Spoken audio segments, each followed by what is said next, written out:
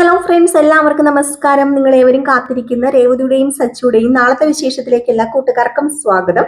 എല്ലാവർക്കും നല്ലൊരു ദിവസം ആശംസിച്ചുകൊണ്ട് തന്നെ നല്ലൊരു രാത്രി ആശംസിച്ചുകൊണ്ട് തന്നെ വിശേഷത്തിലേക്ക് കടക്കാം. ലൈക്ക് ചെയ്യാനും ഹൈപ്പ് ചെയ്യാനും ഒന്നും മറക്കരുത് കേട്ടോ. അപ്പൊ ഞാൻ നേരെ വിശേഷത്തിലേക്ക് തന്നെ കടക്കുകയാണ്. അങ്ങനെ നമ്മുടെ രേവതിക്ക് 5 ലക്ഷം രൂപ നഷ്ടമായതിന്റെ സങ്കടമാണ്. അച്ഛമ്മ എത്തിയിട്ടുണ്ട്. വിവരങ്ങളൊക്കെ അറിഞ്ഞിട്ട് അച്ഛമ്മ ഓരോന്നൊക്കെ പറഞ്ഞിങ്ങനെ സമാധാനിപ്പിക്കുന്ന ഓർത്തിട്ട് അച്ഛമ്മ ഒന്നും മിണ്ടാതെ ഇതെല്ലാം കേട്ടോണ്ടിരിക്കുന്നല്ലാതെ ഒരക്ഷരം അച്ഛമ്മ മിണ്ടുന്നില്ല കേട്ടോ. സാധാരണ നമ്മുടെ രേവതിക്ക് എന്തെങ്കിലും പ്രശ്നം വന്നു കഴിഞ്ഞിട്ടുണ്ടെങ്കിൽ അച്ഛമ്മ സമാധാനിപ്പിക്കുന്നതാണല്ലോ. അപ്പൊ എല്ലാവരും പറയുന്നുണ്ട് ഓരോ സമാധാന വാക്കുകൾ. സച്ചി പറയുന്നുണ്ട്, രവീന്ദ്രൻ പറയുന്നുണ്ട്, അതുപോലെ തന്നെ ഈച്ച വരെ പറയുന്നുണ്ട്. എന്നിട്ടും നമ്മുടെ അച്ഛമ്മ ഒന്നും മിണ്ടാതെ അവിടെ ഇരിക്കുകയാണ്. അച്ഛമ്മ സമാധാനിപ്പിക്കുന്ന എന്തിനാ?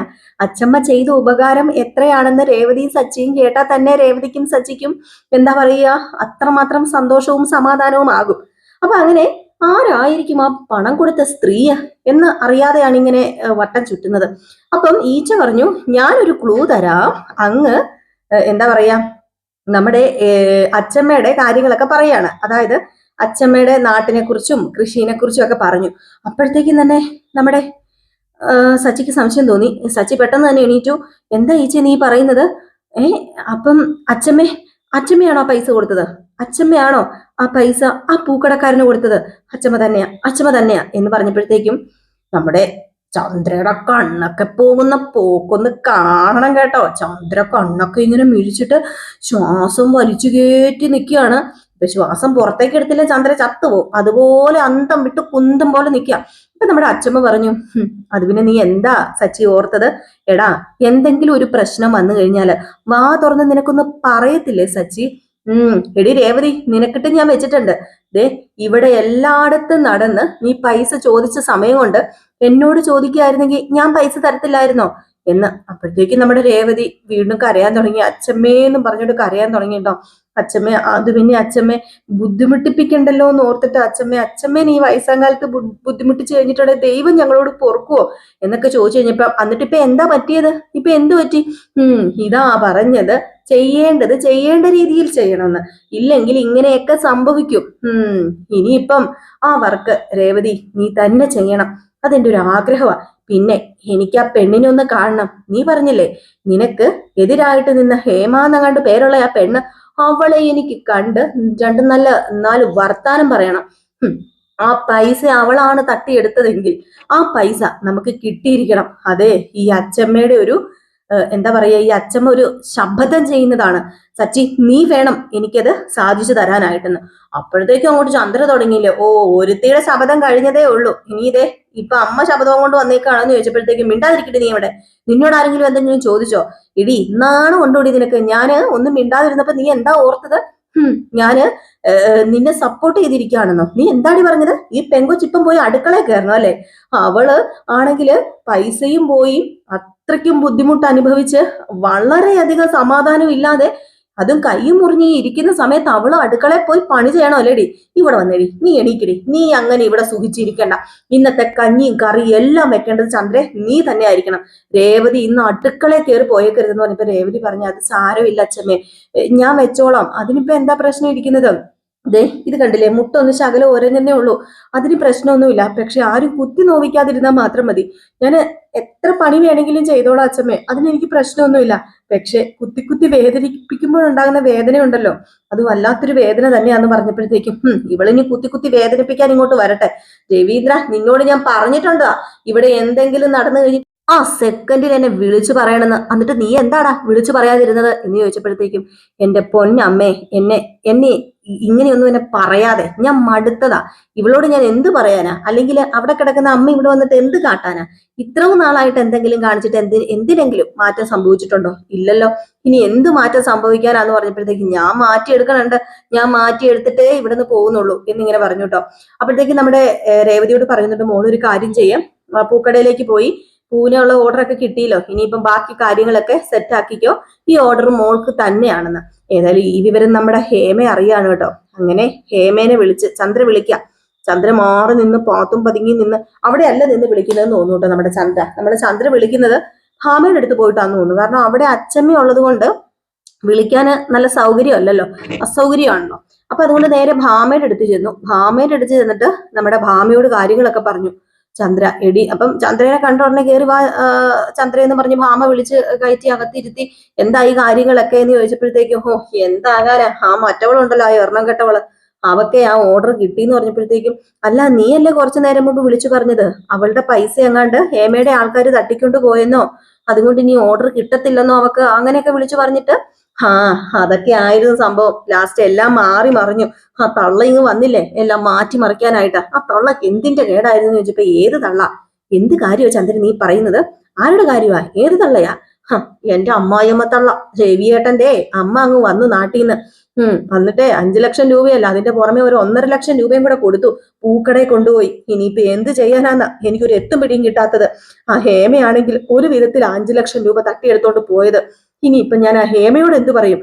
ഹേമയ്ക്ക് ഞാൻ വാക്ക് കൊടുത്തതല്ലായിരുന്നോ അവള് ഓർഡർ എടുക്കത്തില്ല എന്ന്? വല്ലാത്തൊരു ഗതികേടായി പോയല്ലോ, എറണം കെട്ടവള് കാരണം എന്ന് പറഞ്ഞപ്പോഴത്തേക്കും ഭാമ പറഞ്ഞു, ചന്ദ്രേ ഞാൻ നിന്നോട് പറഞ്ഞത് ഓർക്കുന്നുണ്ടോ? ഇത് രേവതി തന്നെ ചെയ്യും.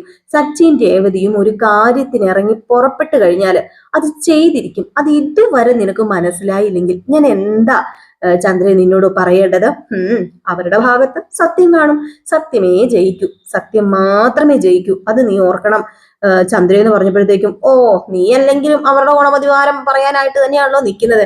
എന്ത് കൈവശമാടി അവൾ നിനക്ക് തന്നേക്കുന്നത്? നീ എന്റെ ഫ്രണ്ടാണോ അവളുടെ ഫ്രണ്ടാണോ? ഞാൻ ചന്ദ്രൻ നിന്റെ ഫ്രണ്ടാ, വർഷങ്ങളൊക്കെ ആയിട്ട് എനിക്ക് നിന്നോട് ഒരു ആത്മാർത്ഥ ബന്ധമൊക്കെ ഉണ്ട്. പക്ഷേ ഞാൻ പറഞ്ഞല്ലോ, രേവതി നല്ല പെങ്കൊച്ച.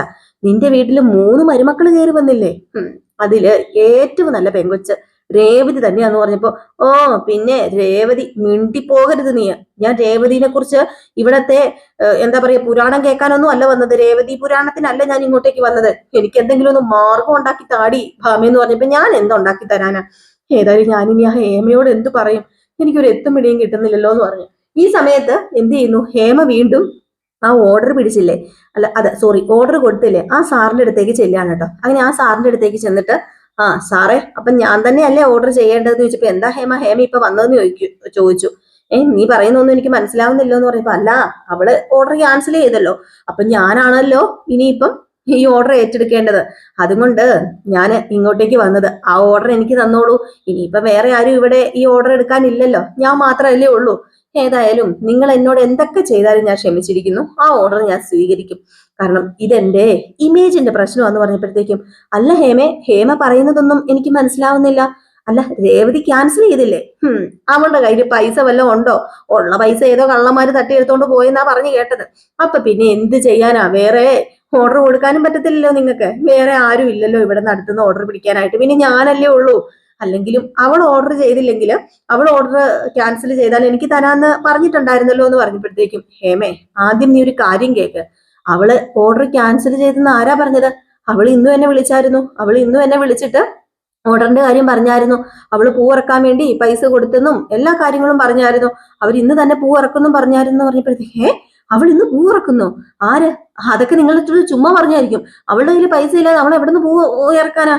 അവളുടെ കയ്യിൽ ഉണ്ടായിരുന്ന പൈസയല്ലേ ഞാൻ എന്ന് പറഞ്ഞിട്ട് പെട്ടെന്ന്, അതല്ലേ കള്ളന്മാര് തട്ടിപ്പറിച്ചുകൊണ്ട് പോയത്, പിന്നെ എങ്ങനെയാ അവള് പൂ ഇറക്കുന്നത്? ഇതൊക്കെ വെറുതെ പറയുന്ന അവളൊന്നും ചെയ്തു തരത്തില്ലെന്ന് പറഞ്ഞപ്പോഴത്തേക്ക്, ഞാൻ വെറുതെ പറഞ്ഞതല്ല ഹേമ മേഡം ഒന്ന് കേക്ക്. എന്നെ രേവതി കുറച്ചു നേരം മുമ്പ് വിളിച്ചായിരുന്നു. അവര് പൂവിനുള്ള ഓർഡറും കൊടുത്തു. നാളെ രാവിലെ പൂവും വരും. നാളെ രാവിലെ തന്നെ എല്ലാ കാര്യങ്ങളും സെറ്റ് ആക്കി തുടങ്ങും എന്ന് രേവതി എനിക്ക് വാക്ക് തന്നിട്ടുണ്ട്. പിന്നെ ഞാൻ എന്തിനാണ് രേവതിയുടെ ഓർഡർ ക്യാൻസൽ ചെയ്യുന്നത് മേഡം? അതുകൊണ്ട് മേഡം ബുദ്ധിമുട്ടൊന്നും തോന്നരുത്, സോറി മേഡം എന്ന് പറഞ്ഞ് നമ്മുടെ ഹേമേനെ അവിടുന്ന് അയാൾ പറഞ്ഞു വിടുകയാണ് കേട്ടോ. ഹേമയാണെങ്കിൽ നേരെ ഇവന്മാരെ വിളിച്ചിട്ട്, എന്താടാ നിങ്ങൾ വെറുതെ പറഞ്ഞതാണോ അവളുടെ കയ്യിൽ നിന്ന് പൈസ തട്ടിയെടുത്തെന്ന്? ഇത് അവളുടെ കയ്യിൽ നിന്ന് പൈസയും ഒന്നും പോയിട്ടില്ലല്ലോ, അവൾ ഓർഡർ കൊണ്ട് കൊടുത്തല്ലോ എന്ന് പറഞ്ഞപ്പോഴത്തേക്കും, മേഡം ഞങ്ങൾ പൈസ തട്ടിയെടുത്തായിരുന്നു. പൈസ തട്ടിയെടുക്കുക മാത്രമല്ല അവളെ ഹോസ്പിറ്റലും കൊണ്ടുപോയായിരുന്നു. ഞങ്ങൾ അവിടെ ഒളിച്ചും പാത്ത് നിന്ന് ഇതെല്ലാം കണ്ടതല്ലേ. അവളുടെ കയ്യിൽ മുട്ടും മുറിഞ്ഞായിരുന്നു എന്ന് പറഞ്ഞപ്പോ, ഇതിനിടയിൽ അപ്പൊ എന്തോ കളി നടന്നിട്ടുണ്ടല്ലോ. ഈ ഹേമ അങ്ങനെ വെറുതെ ഇരിക്കില്ല, ഈ ഹേമ അങ്ങനെ വെറുതെ ഇരിക്കുന്ന ആളല്ല എന്ന് പറഞ്ഞിട്ട് നേരെ നമ്മുടെ ചന്ദ്രനെ വിളിക്കാൻ കേട്ടോ. ചന്ദ്രനെ വിളിച്ചു കഴിഞ്ഞപ്പോഴത്തേക്കും, ഭാമയുടെ അടുത്താണല്ലോ ചന്ദ്ര ഉള്ളത്. ചന്ദ്ര ഇനി എന്ത് ചെയ്യും എന്ന് പറഞ്ഞുകൊണ്ടിരിക്കുകയാണ്. നമ്മുടെ ഹേമനെ വിളിക്കാൻ ഒരു മടിയാണ് ചന്ദ്രയ്ക്ക്. അപ്പൊ ചന്ദ്ര ഇങ്ങനെ ഇരിക്കുമ്പോ പെട്ടെന്ന് ഹേമയുടെ ഫോൺ കോൾ വന്ന് ദേ അവള് വിളിക്കുന്നു. ഇനി ഇവളോട് ഞാൻ എന്ത് പറയും? എന്റെ ഈശ്വര, എന്ത് ചെയ്യാനാ ഇനി എന്ന് പറയുമ്പോഴത്തേക്കും ആ പെണ്ണ് വിളിക്കല്ലേ, നീ എടുത്ത് കാര്യം പറ. രേവതി ഓർഡർ എടുത്തു, രേവതി തന്നെ ആ ഓർഡർ ചെയ്യുന്നു പറ, അല്ലാതെ പിന്നെ എന്ത് പറയാനാന്ന് പറഞ്ഞപ്പം നമ്മുടെ ചന്ദ്രശോ വലിയ മോശമായി പോയല്ലോ ഇത്. അവളുടെയൊക്കെ മുമ്പിൽ ഞാൻ എങ്ങനെ നോക്കും? അവളെനിക്ക് ഉറപ്പ് തന്നതുമായിരുന്നു. എനിക്കാണെങ്കിൽ വയ്യ, ഏതായാലും ഫോൺ എടുക്കാതിരിക്കാനും പറ്റത്തില്ലല്ലോ എന്നും പറഞ്ഞ് നേരെ ഫോൺ എടുത്തിട്ട് ഹലോ ഹേമേ എന്ന് വിളിച്ചപ്പോഴത്തേക്കും ചന്ദ്രമതി, ഞാൻ ഈ കേട്ടത് സത്യമാണോ? അവള് പൂവിന് ഓർഡർ കൊടുത്തു എന്നൊക്കെ പറയുന്നത് കേട്ടു. അവൾ 5 ലക്ഷം രൂപ വീണ്ടും കൊണ്ടു കൊടുത്ത് പൂവിന് ഓർഡർ ഇട്ടെന്ന് പറയുന്നത് കേട്ടു. ശരിയാണോ? നിങ്ങളല്ലേ പറഞ്ഞത് അവളുടെ കയ്യിൽ 5 പൈസ ഇനി കാണില്ല, ഇനി ഹേമയ്ക്ക് തന്നെയായിരിക്കും ആ ഓർഡർ കിട്ടാൻ പോകുന്നത്? പിന്നെ എങ്ങനെയാ ഇവളി 5 ലക്ഷം രൂപ ഒപ്പിച്ചു കൊണ്ട് കൊടുത്തത്? ഒന്ന് പറയുന്നുണ്ടോ എന്ന് ചോദിച്ചപ്പോഴത്തേക്കും അത് പിന്നെ ഹേമേ ഒന്നും പറയാനില്ല ഹേമേ. ഹേമ അറിഞ്ഞതും കേട്ടതും ഒക്കെ സത്യം തന്നെയാ. അവൾക്ക് 5 ലക്ഷം രൂപയല്ല കിട്ടിയിരിക്കുന്നത്, 6.5 ലക്ഷം രൂപ കിട്ടി. അതാണ് ആ കടയിൽ കൊണ്ടു കൊടുത്തിരിക്കുന്നത്. ഇനി അവക്ക് കുറച്ച് പൈസ മാത്രം, ഒരു 50,000 രൂപ മാത്രം അങ്ങാണ്ട് കൊടുത്താൽ മതി. അത് കഴിഞ്ഞിട്ടുണ്ടെ പിന്നെ അവക്ക് ലാഭവും കിട്ടും. ഒന്നും പറഞ്ഞിട്ട് കാര്യമില്ല, എല്ലാം എന്റെ കെട്ടിയോന്റെ തള്ള ചെയ്ത് വെച്ചാന്ന് പറഞ്ഞപ്പോഴത്തേക്കും നിങ്ങൾ എന്താ ഈ പറയുന്നത്? അതെ, എന്റെ അമ്മായിയമ്മ, അതെ, ആ തള്ള ഒരു പൂത്ത പണക്കാരിയാ. ആ സ്ത്രീ വന്നിട്ട് ഓർഡർ കൊണ്ടുപോയി പൂക്കടയിൽ നേരിട്ട് കൊടുത്തു. എന്ത് ചെയ്യാനാന്ന് പറ, ഇതാ സംഭവിച്ചെന്ന് പറഞ്ഞപ്പോ ചന്ദ്രേ, നീ എനിക്ക് വാക്ക് തന്നല്ലേ?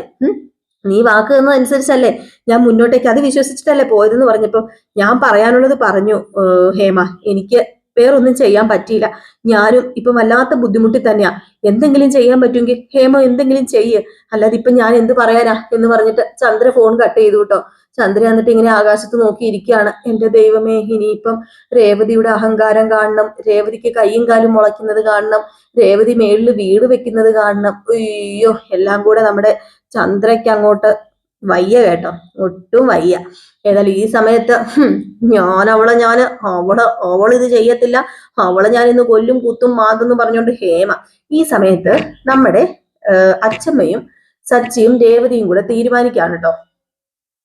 അങ്ങനെ നമ്മുടെ സച്ചി പറയുന്നുണ്ട് അച്ഛമ്മയോട്, അച്ഛമ്മേ, ഇത് നമ്മുടെ ഇവിടെ നിന്നും ആരോ കളിച്ചിട്ടുണ്ട്, അല്ലെങ്കിൽ പിന്നെ രേവതി ആ സമയത്ത് പോയ സമയത്ത് തന്നെ ഒരു കള്ളൻ രേവതിയുടെ പുറകെ വന്ന്, 2 കള്ളന്മാര് പുറകെ വന്ന് പണം തട്ടിപ്പറിച്ചോണ്ട് ഓടുക എന്ന് പറഞ്ഞിട്ടുണ്ടെങ്കിൽ അത് അത്രയ്ക്ക് സിമ്പിൾ കാര്യമല്ല. ഇത് നമ്മുടെ കുടുംബത്തിൽ നിന്ന് തന്നെ ഇത് പുറത്തു പോയ കേസാണ്. എനിക്ക് വല്ലാത്ത സംശയമുണ്ട്. എൻ്റെ അമ്മയുടെ കാര്യം പറയേണ്ട കാര്യമില്ലല്ലോ, അമ്മയാണോ ഇതിന് പിന്നിലെന്ന് എനിക്ക് സംശയമുണ്ട്. അതല്ല, ഇടയ്ക്ക് ഹേമ എന്ന് അമ്മ പറയുന്നുണ്ട്. സത്യത്തിൽ ഈ ഹേമേനെ അമ്മ അറിയേണ്ട കാര്യമില്ല, അമ്മയ്ക്ക് അറിയത്തുമില്ല, രേവതിക്ക് മാത്രമേ ആ പരിചയമുള്ളൂ. അപ്പൊ പിന്നെ ഇതിന്റെ പിന്നിൽ എന്തോ ഉണ്ട്. ആ ഭാമയാന്റിനെ പിടിച്ചു കഴിച്ചിട്ടുണ്ടെങ്കിൽ ചിലപ്പം സത്യം അറിയാൻ പറ്റുമായിരിക്കും. ഭാമയാന്റിയോട് ചോദിച്ചു കഴിഞ്ഞാൽ ഭാമയാന്റിയായിട്ട് എല്ലാം ഷെയർ ചെയ്യുന്ന ആണല്ലോ എന്ന് പറഞ്ഞപ്പോഴത്തേക്ക് രേവതി പറഞ്ഞു അത് ശരിയാന്ന് പറഞ്ഞു. അപ്പം സച്ചി പറഞ്ഞു, ഒരു കാര്യം ചെയ്യ രേവതി, ഞാൻ ഭാമയാന്റിയോട് പോയി ചോദിക്കുന്നത് ശരിയല്ല. ഞാൻ ചിലപ്പോൾ പോയി ചോദിച്ചാൽ ചിലപ്പം പറയണമെന്നില്ല, പക്ഷെ നിന്നെ ഭയങ്കര ഇഷ്ടമാണ് ഭാമയാന്റിക്ക്, നിന്നെ ഒരു മോളെ പോലെ കാണുന്നതെന്നൊക്കെ പറഞ്ഞിട്ടില്ലേ. അപ്പൊ നീ ഒരു കാര്യം ചെയ്യ്, നീ ഒന്ന് ചെന്ന് ചോദിച്ചു നോക്ക്, നീ ഒന്ന് ചെന്ന് സംസാരിച്ചു നോക്ക്, എന്താ എങ്ങനെയാന്ന് നമുക്കറിയാം. അങ്ങനെയാണെങ്കിൽ ഉറപ്പായിട്ടും അമ്മയുടെ കൈകളും ഇതിന്റെ പിന്നിലുണ്ട് എന്ന്. ഏതായാലും നമ്മുടെ സച്ചിയും രേവതിയും അച്ഛമ്മയും കൂടെ തുനിഞ്ഞിറങ്ങിയിരിക്കുകയാണ്. ഹേമയുടെ ചെവിക്കല്ല് കുറ്റി നോക്കി നമ്മുടെ അച്ഛമ്മ ഒരെണ്ണം പൊട്ടിച്ചിട്ട് സത്യങ്ങളൊക്കെ പറയിപ്പിക്കും. ഏതായാലും ആ പൈസയൊക്കെ തിരിച്ചു കിട്ടും കേട്ടോ. ഇതിന്റെ കൂടെ തന്നെ നമ്മുടെ അരുണുണ്ടല്ലോ, അരുണും കേസ് അന്വേഷിക്കാൻ വേണ്ടി തന്നെയാട്ടോ ഇരിക്കുന്നത്. കാരണം അരുണിനും അറിയാൻ കാര്യങ്ങളൊക്കെ, ഇങ്ങനെ ഒരു പെൺകുട്ടിയുടെ കയ്യിൽ നിന്ന് പൈസ തട്ടിപ്പറിച്ചുകൊണ്ട് ആ സമയം ഓടിയപ്പോൾ ആ CCTV ദൃശ്യങ്ങളൊക്കെ കണ്ടുപിടിച്ചിട്ട് നമ്മുടെ അരുണും കേസ് അന്വേഷിക്കാൻ വേണ്ടി തന്നെ നിപ്പുണ്ട്. ഏതായാലും അരുണും സച്ചിയും രേവതിയും ഒക്കെ കണ്ടുമുട്ടുവോ, ഇനി രേവതിയുടെയും സച്ചിയുടെയും അനിയത്തിയാണ് നമ്മുടെ ദേവു എന്നറിയോ എന്നൊക്കെ കാത്തിരുന്ന് തന്നെയാണ്. അപ്പൊ എല്ലാവരും കാത്തിരിക്കാട്ടോ. അപ്പൊ ലൈക്ക് ചെയ്യാനും ഹൈപ്പ് ചെയ്യാനും മറക്കരുത്. ഇന്ന് രാവിലെ ഫുൾ വിശേഷമായിട്ട് നമ്മൾ വരുന്നുണ്ട്. ഇന്ന് രാവിലെ തന്നെ നമ്മൾ ഫുൾ വിശേഷം ഇടുന്നതായിരിക്കും, ഒരു 7:30 7:45 കൂടിയേ. നെക്സ്റ്റ് വീഡിയോ ആയിട്ട് കാണാം. Bye bye.